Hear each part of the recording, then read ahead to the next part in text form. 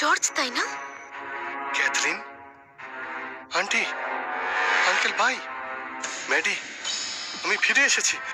আবার কেন এসেছিস তুই এখানে? আরো কিছু বাকি থেকে গেছে নাকি? হ্যাঁ মা, ক্যাথি, মা ঠিকই বলছেন, এর জন্যই বাবা মারা গেছেন। বলেছো, ও যদি না থাকতো তাহলে আজকে আমার ভাই বেঁচে থাকতো। ও পুরো ভাই ফ্যামিলিকে নষ্ট করে দিয়েছে শুধু একটা থাপ্পড়ের জন্য। কিচ্ছু না, ওকে মেরে এখান থেকে বের করে দাও। চলে যা, চলে যা এখান থেকে। মা তুমি এত রাগ করো না, আমি কথা বলছি।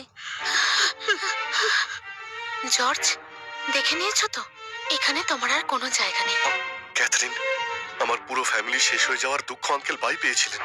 আমি মানছি আমার ভুল হয়েছিল, কিন্তু আমি আবার ফিরে এসেছি শুধু ক্ষমা চাওয়ার জন্য নয়, সাহায্য করার জন্য। কোনো সাহায্যের প্রয়োজন নেই, চলে যাও। আমি জানি আঙ্কেল ভাই আমার জন্যই মারা গেছেন, আর এই ঋণ আমি শোধ করতে চাই। সেই জন্য 3 বছর ধরে আমি শিনলারকে বাই ফ্যামিলিকে সাহায্য করতে বলেছি, কিন্তু আসল ঋণ আমাকেই শোধ করতে হবে, বাই ফ্যামিলিকে দেখাশোনা করে। মিথ্যে বলছো তুমি। ওই শিনলার, ও তো পূর্ব সমুদ্রের ড্রাগন কিং, আর তোর তো কোনো ঠিকানাই নেই।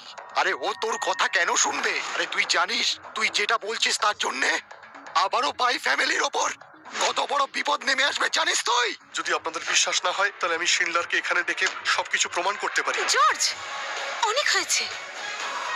গত 3 বছরে শুধুমাত্র আমার জন্য এই সম্পূর্ণ বাই ফ্যামিলিটা চলছে, আর এত চেষ্টার পরে আমরা ড্রাগন গ্রুপের সঙ্গে কাজ করার সুযোগ পেয়েছি, আর তুমি আমাদের সব চেষ্টা বিফলে যেতে দিতে চাও?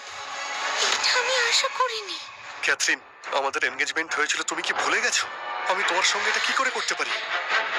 শোনো জর্জ, কিসের এঙ্গেজমেন্ট আর কিসের বিয়ের কথা বলছো? 3 বছর কোনো রকম খোঁজ খবর নাওনি, আর এখন আমার বোনের সঙ্গে সম্পর্ক করে পুরো ফ্যামিলিকে আলাদা করতে চাইছো? সম্পর্কের নাম করে এইরকম কাজ যে করে সে অন্য কেউ হবে, আমি নই।